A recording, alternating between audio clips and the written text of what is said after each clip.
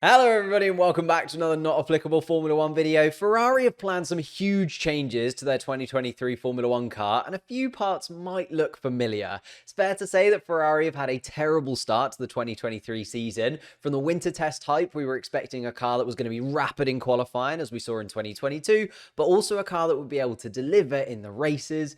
Yeah, it hasn't really gone that way, and the Italians find themselves fourth in the constructors' standings by a considerable margin considering there's been 3 races. So not wanting to fall too far behind, the new team boss, Frederic Vasseur, and the team behind him have announced upgrades that will be added in 3 stages throughout the next 5 races of the season.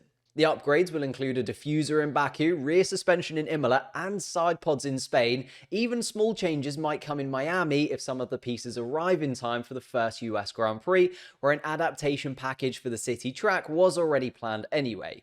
These 3 massive changes will mean that a complete aerodynamic rework of the Ferrari car will be seen, and it will end up looking a little bit more like the Red Bull if everything goes to plan. It cannot be understated here that the team in red are throwing everything that they have at this.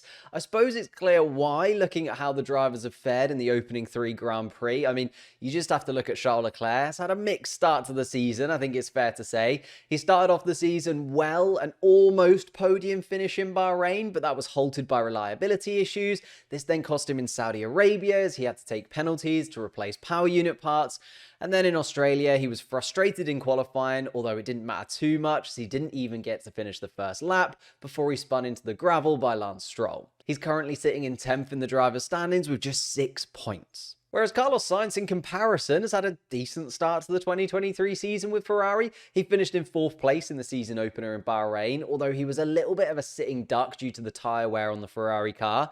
Then there was a 6th place finish in Saudi Arabia, where he finished ahead of his teammate, and he also nearly bagged another 4th place finish in Australia if he hadn't picked up the penalty for the collision with Fernando Alonso at the red flag restart, which means he currently sits in 5th place in the driver's standings with 20 points and definitely could have picked up more. Although neither driver is where they want to be, especially considering for large portions of the 2022 season, many deem Ferrari as the fastest car on the grid. That is clearly not the case anymore, and why Ferrari have opted for this radical redesign. Although another reason I think they might have been convinced to change is that Mercedes are also giving up on their zero pods design for the W14 and pivoting also. Basically, by the time that the Spanish Grand Prix comes around on June 4th, the SF23 and the W14 are expected to look significantly different and more aligned with the RB19 concept that Red Bull have opted for, and we've already seen Aston Martin use and adapt to great effect as well. Ferrari now find themselves in 2 races. A race against time as the Ferrari staff, led by Enrique Cardil, attempt to build the modifications that can be put onto the car as soon as possible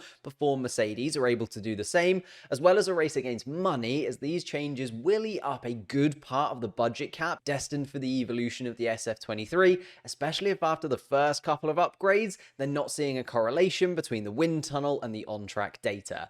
Maranello need to step up to this challenge, or the 2023 season might already go down as a wasted year for the Scuderia. I mean, Ferrari have said themselves that these upgrades will most likely not allow Ferrari back into the fight for drivers or constructors championships this season, but it should hopefully establish Ferrari as the 2nd fastest team over the course of a race weekend and allow them to challenge Red Bull just every now and then for performance, hopefully picking up victories at least a few times over the course of the year. But I'd love to know what you think. What are your thoughts on these upgrades, and will we see Ferrari on the top step of the podium in 2023, or a Red Bull just way too far ahead? Let me know in the comments down below, and whilst you're down there, leave a like on the video, subscribe to the channel if you're new, and I'll see you next time.